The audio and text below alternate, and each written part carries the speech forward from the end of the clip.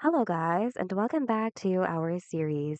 One of the best ways to get your site out there is through a QR code, as what we talked about in the previous video. So, today, let's learn how to make one for your site. First, you need to prepare your site's URL, so make sure to copy it. Next, Google Wix QR code generator and select this link from Wix.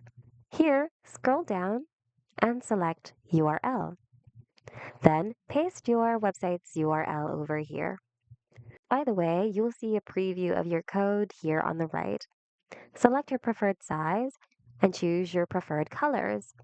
Then click on Download.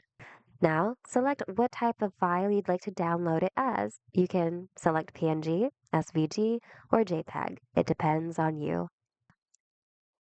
And there you have it, your very own QR code, which you can use on your promotional campaigns.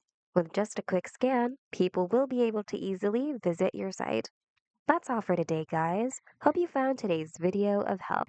If you did, hit the like button and consider subscribing for more Wix tutorials. Thanks so much for watching and see you guys in the next video.